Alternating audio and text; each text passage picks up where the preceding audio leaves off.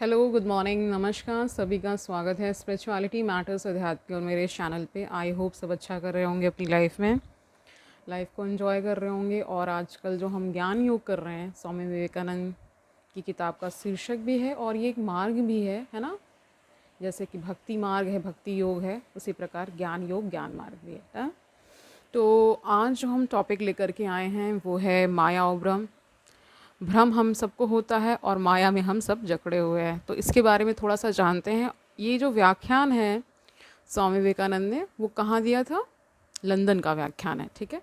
तो लंदन में कैसे और क्या वहाँ पे चेंजेस हुए, है ना, उसको सुनने के बाद बहुत सारे लोग प्रभावित भी हुए थे। तो देखते हैं। और लंदन आज की डेट में देखिए बहुत ही समृद्ध है ना। शुरू करते हैं आज का सेशन। Let's get started. तो देखिए, माया शब्द प्रायः तुम सभी ने सुना होगा। इसका व्यवहार साधारणतः भ्रम, भ्रांति अथवा इसी प्रकार के अर्थ में किया जाता है, किंतु यह उसका वास्तविक अर्थ नहीं है। मायावाद उन स्तंभों में से एक है जिन पर वेदांत की स्थापना हुई है, अतः उसका ठीक ठीक अर्थ समझ लेना आवश्यक है। मैं तुम लोगों से तनिक धैर्यपूर्वक सुनने की प्रार्थना करता हूँ। तो स्वामी विवेकानंद हम सभी से क्या प्रार्थना कर रहे हैं कि धैर्यपूर्वक सुनिए, थोड़ा सा धैर्य रखिए, है ना। क्योंकि मुझे भय है कि कहीं तुम माया के सिद्धांत को गलत ना समझ बैठो। वैदिक साहित्य में माया शब्द का प्रयोग भ्रांति के अर्थ में ही देखा जाता है। यही माया शब्द का सबसे प्राचीन अर्थ है, किंतु उस समय यथार्थ मायावाद तत्व का उदय नहीं हुआ था। हम वेद में इस प्रकार के वाक्य पाते हैं। क्या पाते हैं वो जान लीजिए। इंद्र ने माया द्वारा नाना रूप धारण किए। तो ये भी नाम सुना होगा आपने, मायावी है ना, शब्द सुना होगा।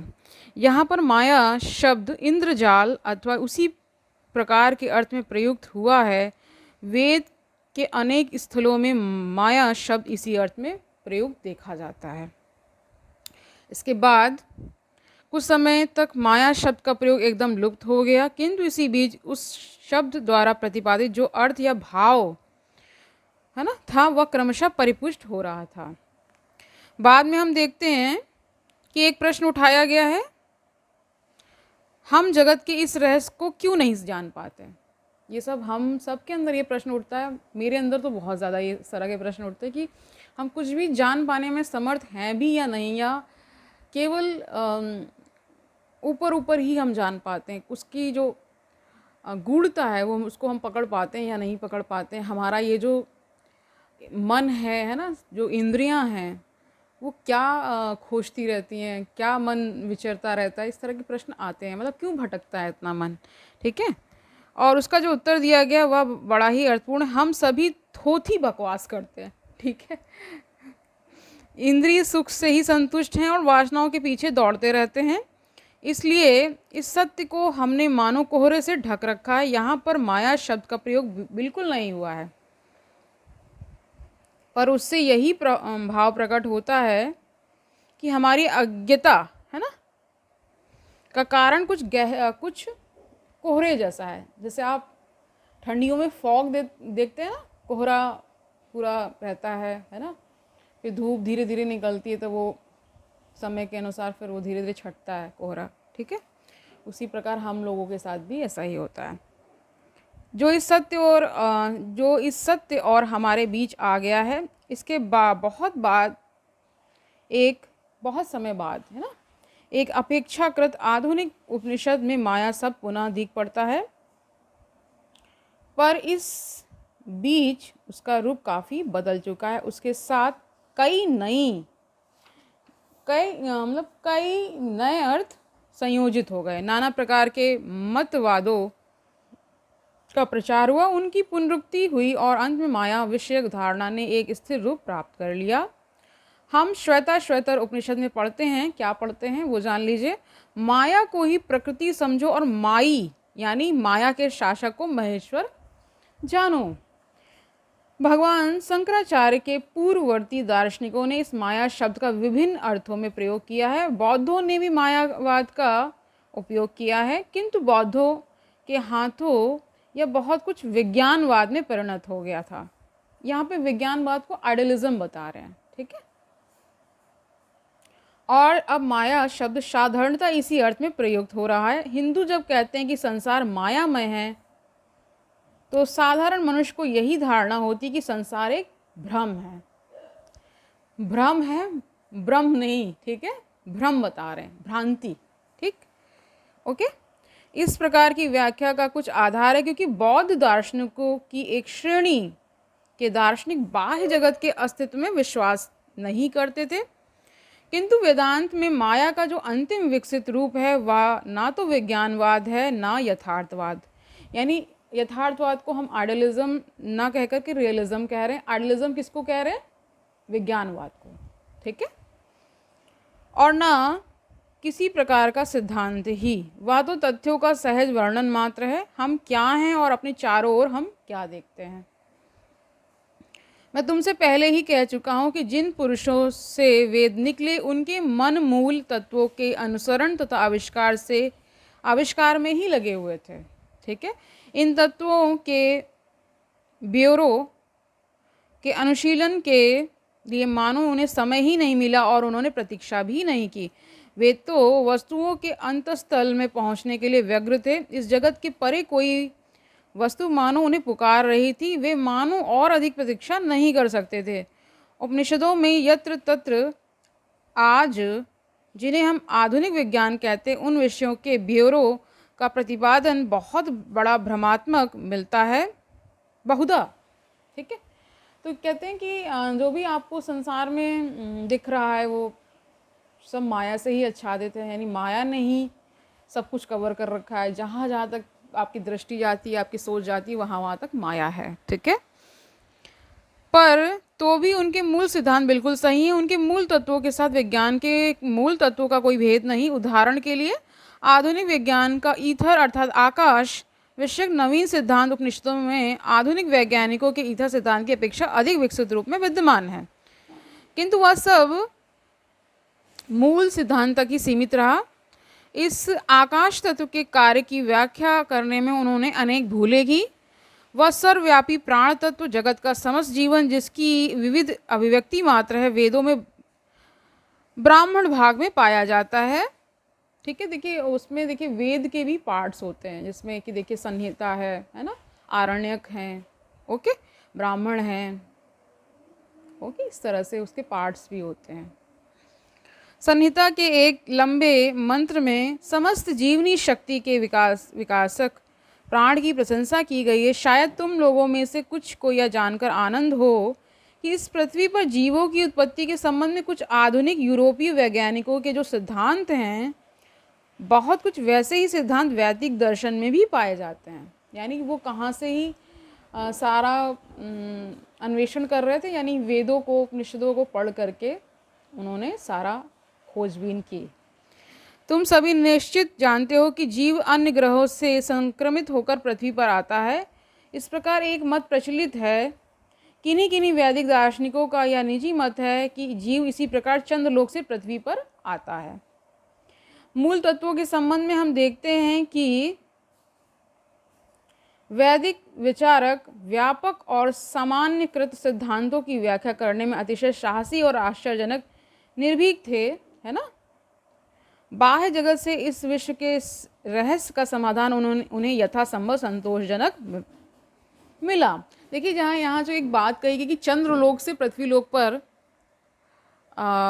जीवन विकसित हुआ, तो इसमें देखिए ये तो बात समझ में आती है कि पहले क्या है, ये इसका ही पार्ट था, यानी कि पृथ्वी और चंद्र अलग नहीं थे, ठीक है। कुछ उसमें चेंजेस हुए तो फिर वो अलग अलग हो गए। ये सब हमने साइंस में पढ़ा हुआ है, ठीक है। उसी प्रकार यहाँ पे भी बात की जा रही है। कह रहे हैं बाह्य जगत से इस विश्व के रहस्य का समाधान उन्हें यथासंभव संतोषजनक मिला। इस प्रकार उन्होंने जितने मूल सिद्धांतों का आविष्कार किया था, उनसे जब जगत के रहस्य की ठीक मीमांसा ना हो सकी, तब आधुनिक विज्ञान के सविस्तर कार्य, है ना, सविस्तर कार्य भी उसकी मीमांसा में कोई अधिक सहायक ना हो सकेंगे। यह कहने की आवश्यकता नहीं है ना, जब प्राचीन काल में आकाश तत्व विश्व रहस्य का भेद खोलने में समर्थ नहीं हुआ, तब उसका सविस्तर अनुशीलन भी हमें सत्य की ओर कोई अधिक अग्रसर नहीं करा सकता, यदि यदि यह सर्वव्यापी प्राण तत्व विश्व रहस्य का भेद खोलने में असमर्थ रहा हो तो उसका विष्कृत अनुशीलन निरर्थक है, क्योंकि ब्योरे मौलिक तत्व के संबंध में कोई परिवर्तन नहीं कर सकते। मेरे कहने का तात्पर्य है यह है कि तत्वानुशीलन में हिंदू दार्शनिक, है ना, आधुनिक विद्वानों की भांति ही एवं कभी कभी उनसे भी अधिक साहसी थे। उन्होंने अनेक व्यापक और भव्य सिद्धांतों का आविष्कार किया और उनके ग्रंथों में इस प्रकार के अनेक सिद्धांत विद्यमान हैं जिन्हें वर्तमान विज्ञान अभी तक परिकल्पना के रूप में भी प्राप्त नहीं कर सका। यानी कह रहे कि जो मॉडर्न साइंस है, जो आप साइंस में जितनी प्रगति देख रहे हैं, जितना सब कुछ भी आप टेक्नोलॉजी देखते हैं, ये सारी चीज़ें क्या हैं कि कह रहे हैं कि इनका जो मूल है उनको वेद और उपनिषद ही बताया जा रहा है, कि वहाँ कुछ कुछ इसका वर्णन मिलता है। और फिर जो बहुत सारे साइंटिस्ट, क्योंकि वो बहुत ज़्यादा खोजी वाले मस्तिष्क वाले होते हैं, यानी बहुत कुछ ना कुछ वो सर्च ही करते रहते हैं, तो ऐसे व्यक्ति, है ना, जिज्ञासु प्रवृत्ति है, तो ऐसा है तो ऐसा क्यों है ना, कुछ कॉम्बिनेशंस परम्यूटेशंस जो बोलते हैं स्टडीज़ में यूज़ करके, ऐसा है तो ये दिमाग का ही सारा खेल है। अब मुझे तो मेरा पर्सनल अगर व्यू आप लेना चाहेंगे तो मुझे तो ऐसा लगता है कि किसी के थ्रू अगर कोई खोज होनी है तो उसी प्रकार उसके आसपास का वातावरण बन जाता है ना। उसकी खुद की रुचि तो होती है, इसमें कोई संशय नहीं है कि इंसान टैलेंटेड होता है ना, लेकिन अगर आप प्रश्न करते करते जाएंगे तो फिर वो देखिए, बहुत से लोग बहुत टैलेंटेड है बट ये जानते ही नहीं उन्हें किस दिशा जाना है, तो वो कोई एक गाइडेंस कह लीजिए, वो ईश्वरी गाइडेंस ही कहा जाएगा, या आप इसको किसी रूप में भी मानते हो, है ना, वो ही प्रेरणा देता है कि सोच जाइए भाई। मुझे पता है कि एप्पल हमेशा से गिरता रहा होगा नीचे, है ना, कोई भी फल नीचे ही गिरता है। न्यूटन ने क्यों सोचा ऐसा? क्योंकि न्यूटन के थ्रू वो खोज होनी थी। ठीक है, ये मेरा पर्सनल व्यू है। बहुत सारे लोग बहुत चीज़ें देख रहे हैं बट उनका ध्यान उस तरफ नहीं जा रहा है, उन्हीं का जाता है जो उसके लिए, उस खोज के लिए बनाए गए हैं। ठीक है, ऐसा मेरा मानना है, आपका कुछ अलग मानना भी हो सकता है, लेकिन मेरा यही मानना है। ठीक है, बहुत सारे जो विद्वत जन हैं, है ना, बहुत विषम परिस्थितियों में रहते हैं। कबीर का उदाहरण लीजिए। ठीक है, आज की डेट में अगर किसी को ये पता हो कि उसको उसके जन्म होते ही फेंक दिया गया था, है ना, उन्हें तो बहा दिया गया था, और फिर किसी जुलाहे वाले परिवार ने उनको एक्सेप्ट किया, मतलब वो उनको मिले थे, फिर उनका लालन पालन किया, और फिर वही इंसान पूरे जीवन भर अपना कार्य भी करता रहा, यानी कि वो कपड़े बुनते थे, है ना, और उसी में उस परम तत्व की प्राप्ति भी हो गई। उसी कार्य को करते करते, है ना, उनकी, है ना, एक फेमस कि जो चादर चदरिया झीनी झीनी और जैसी थी वैसे ही रख दी गई। यानी प्रभु को कह रहे हैं कि आपने जैसा मुझे भेजा था एक दाग तक नहीं लगने दिया मैंने, चादर वैसी की वैसी आपको दे दी। ठीक है, चादर यहाँ पे शरीर का, यहाँ पे उसका मीनिंग निकलता है। ठीक है, क्यों कहा जा रहा है बार बार कि आपको अगर उस भगवत प्राप्ति की ओर जाना है तो पहले शरीर पवित्र होना चाहिए, है ना, पवित्रता भी लेवल्स पर है ना, ये तो आप समझ ही रहे हैं। क्यों कहते हैं कि नहा धो करके और बिल्कुल हो करके साफ, बाहरी शुद्धता तो चाहिए, आंतरिक शुद्धता सबसे मेन है, बाहरी भी चाहिए। ठीक है, दोनों का जब समावेश होता है तब जा कर के, और निरंतर जो हृदय निर्मल है, पवित्र है, जिसमें कोई कपट नहीं है, जिसमें कोई छल नहीं है, वो ईश्वर के करीब ही रहता है, या स्वयं ईश्वर आकर के उनके साथ रहने लगते हैं, ऐसा कहा जाता है। ठीक है, तो अगर आप ऐसा चाहते हैं तो अपना हृदय, अपना जो मन है, उसको निरंतर उसकी चेकिंग करते रहिए, उसमें कुछ वैसे तत्व ना आने पाए, है ना। विषय की ओर लौटते हैं। क्या बता रहे हैं कि कह रहे हैं हमारे जो दार्शनिक हैं, यानी जो हमारे वेद हैं और जो हमारे ऋषि मुनि हैं, ऋषि उन्हीं को कहा जाता है वेदों का दृष्टा, कल बताया था ना, तो वही चीज़ है। तो हमारे ये लोग बहुत साहसी थे, यानी बहुत ज़्यादा साहसपूर्ण कार्य कर रहे थे, ऐसी ऐसी चीज़ों का उन्होंने पहले से ही बता दिया, मंत्र के रूप में दे दिया है ना, सूक्ति जिसे कहते हैं उस रूप में दिया गया है। कितना सुंदर दर्शन है पूरा पूरा अहम ब्रह्मास्मि, यही एक लाइन बोल बोल करके सब कुछ बराबर कर दिया। ठीक है, तत्त्वम असि, तुम वही हो, है ना। तो सारा निचोड़ तो दे दिया गया। अब आप उसमें कितना आप खुद को उस लेवल तक ले जा पाते हैं, यानी कि जो सांसारिकता है उसको लेते हुए भी, यानी उसके साथ चलते हुए भी कमल के समान रहना है ना। यही उदाहरण दिया जाता है हमेशा। देखो, कमल जो होता है वो कीचड़ में खिलता है, फिर भी वो कीचड़ से उठा रहता है हमेशा, है ना। उसकी जो पूरी पूरी जो उसकी उसको एक उसकी तरह लिया जाता है ना, एज अ एनोलॉजीज़ में हम लोग यूज़ करते हैं कि कमल पुष्प के समान बनना है, कि जहाँ पे सांसारिक कीचड़ में भी वो खिल रहा है। क्योंकि देखिए, उत्पत्ति तो आपकी उत्पत्ति तो गृहस्थ आश्रम से ही होगी ना, ऐसे तो आप आ नहीं जाएंगे। तो उसी प्रकार कहा गया है कि ऐसा नहीं है कि गृहस्थ वाले भगवत प्राप्ति नहीं कर सकते, करते हैं निश्चित ही। बहुत सारे ऐसे लोग हैं जो गृहस्थ धर्म का पालन करते हुए भी अचीव करते हैं भगवत प्राप्ति, मुक्ति अचीव करते हैं। तो इसमें कोई संशय मत रखिए कि मैं तो इस गृहस्थी में फंस गया हूँ। वो एक समय है, देखिए उसका भी एक समय रखा गया है। बच्चे बड़े हो जाते हैं और वो अपनी चीज़ों में व्यस्त हो जाते हैं। आप अपनी जो दिशा है वो भगवत प्राप्ति की ओर मोड़ लीजिए जब आपका एक समय आ चुका है। ठीक है, भक्ति करते करते वो दिव्य ईश्वर प्रकाशित हो जाता है, आप मुक्त हो जाते हैं। यही पूरी प्रक्रिया है। पूरा जो ज्ञान है वो हम इसीलिए ले रहे हैं ना, कि उस ईश्वर की प्राप्ति, तभी परम शांति मिलनी है, अदरवाइज तो फिर आप भटकते रहेंगे।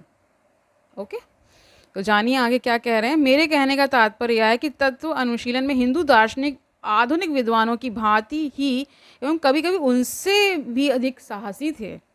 उन्होंने अनेक व्यापक और भव्य सिद्धांतों का आविष्कार किया और अनेक ग्रंथों में इस प्रकार के अनेक सिद्धांत विद्यमान हैं जिन्हें वर्तमान विज्ञान अभी तक परिकल्पना के रूप में भी प्राप्त नहीं कर सका है। उदाहरण के लिए वे केवल आकाश तत्व पर पहुंचकर ही नहीं रुक गए, वरन और भी आगे बढ़कर मन को भी एक सूक्ष्मतर आकाश के रूप में वर्गीकृत किया। फिर उसके भी परे उन्होंने और भी अधिक सूक्ष्म आकाश की प्राप्ति की, पर वह भी समाधान नहीं था, उससे समस्या का समाधान नहीं हुआ। बाह्य जगत के बारे में कितना भी ज्ञान क्यों न हो जाए, पर उससे रहस्य का भेद नहीं खुल सकता। किंतु वैज्ञानिक कहता है, अरे हमने अभी ही तो कुछ जानना शुरू किया है, जरा कुछ हजार वर्ष ठहरो, देखोगे हमें समाधान मिल जाएगा। किंतु वेदांतवादी ने तो निसंदिग्ध रूप से मन की ससीमता को प्रमाणित कर दिया है। अतः वह उत्तर देता है, नहीं, सीमा से बाहर जाने की मन की शक्ति नहीं। मन देश काल और निमित्त की चार दीवारी के बाहर नहीं जा सकता। जिस प्रकार कोई भी व्यक्ति अपनी सत्ता को नहीं लांघ सकता, उसी प्रकार देश और काल के नियम ने जो सीमा खड़ी कर दी है उसका अतिक्रमण करने की क्षमता किसी में नहीं। देश काल निमित्त संबंधी रहस्य को खोलने का प्रयत्न ही व्यर्थ है, क्योंकि इसकी चेष्टा करते ही इन तीनों की सत्ता स्वीकार करनी होगी, तब भला यह किस प्रकार संभव है ना। और ऐसा होने पर फिर जगत के अस्तित्व के कथन का अर्थ भी क्या है। इस जगत का अस्तित्व नहीं है, जगत मिथ्या है। इसका अर्थ क्या है, इसका यही अर्थ है कि उसका निरपेक्ष अस्तित्व नहीं है। मेरे, तुम्हारे और अन्य सबके मन के संबंध में इसका केवल सापेक्ष अस्तित्व है। हम पांच इंद्रियों द्वारा जगत को जिस रूप में प्रत्यक्ष करते हैं, यदि हमारे एक इंद्रिय होती तो हम इसमें और कुछ अधिक प्रत्यक्ष करते, कह रहे तो हम इसमें और भी कुछ अधिक प्रत्यक्ष करते तथा और अधिक इंद्रिय संपन्न होने पर हमें इसे और भी भिन्न रूप में देख पाते। तो कह रहे क्योंकि हमारे पास लिमिटेड सेंसेस हैं, और अगर सेंसेस और ज़्यादा होते तो ये जगत अलग तरीके से दिखता ना। ठीक है, अतएव इसकी यथार्थ सत्ता नहीं है, इसकी अपरिवर्तनीय अचल अनंत सत्ता नहीं है, पर इसको अस्तित्व शून्य है। यह असत भी नहीं कहा जा सकता, क्योंकि यह तो वर्तमान है और इसमें तथा इसके माध्यम से हम कार्य करते हैं। यह सत और असत का मिश्रण है। तो यहाँ पे क्या कह दे रहे हैं कि जो जगत है उसको सत और असत का मिश्रण बता रहे हैं स्वामी विवेकानंद। तो आज जो हमने माया और ब्रह्म जो चैप्टर शुरू किया है उसका थोड़ा सा पार्ट आज हमने किया था, और इस पूरी चर्चा का क्रक्स क्या है कि हमारे जो ऋषि मुनि थे वो क्या थे, बहुत साहसी थे। उन्होंने ऐसी ऐसी बातें सोची, ऐसी ऐसी उनके अनुभव में ऐसी ऐसी चीज़ें आई जो उस समय या आज की डेट में भी लोग संभव ही नहीं है। वो इतने शांत हृदय और इतने उस अनुभूति को प्राप्त करने वाले थे ना कि वैसी चीज़ें उनको दिखी कि हम वही ईश्वर के अंश हैं और हम में वो दिव्यता विद्यमान है। अगर हम उसकी तरफ जाएंगे, उसका अन्वेषण करेंगे, एक एक परत हटाते जाएंगे, ये जो अज्ञानता जब हटेगी तो निश्चित ही वो दिव्य प्रकाश, वो ज्ञान प्रकाश प्रकाशित होने वाला है। तो आज के लिए इतना ही रखते हैं, कल मिलते हैं। तब तक आनंद से रहिए, सुखपूर्वक अपना जीवन व्यतीत करिए, दूसरों को सुखी करिए। और ये भी याद रखिए कि ज्ञान योग स्वामी विवेकानंद का जो दर्शन है ना, ये एक मार्ग भी है, इनके किताब का शीर्षक भी है। इसमें हम बहुत सारे विषयों को उठा रहे हैं, बहुत सारे विषयों को जान रहे हैं और निश्चित ही ये गुण ज्ञान है। तो अगर कहीं कुछ आपको आपने अगर स्टार्ट किया है जस्ट देखना वीडियोस को, इन सेशंस को अटेंड करना, तो पहले कुछ जो मैंने पहले वीडियोस डाल रखे हैं उनको पहले देखिए, ठीक है? तभी ये गुण ज्ञान समझ में आने वाला है, ठीक है? जब तक उनकी टर्मिनोलॉजीज़ को आप नहीं समझेंगे, जिनके जो शब्द यहाँ पे इस्तेमाल किए जाते हैं वो थोड़े से भिन्न होते हैं, उनको समझिए, तब जाके इस ज्ञान को आप पकड़ पाएंगे। कल मिलते हैं, तब तक हरिओम तत्सत।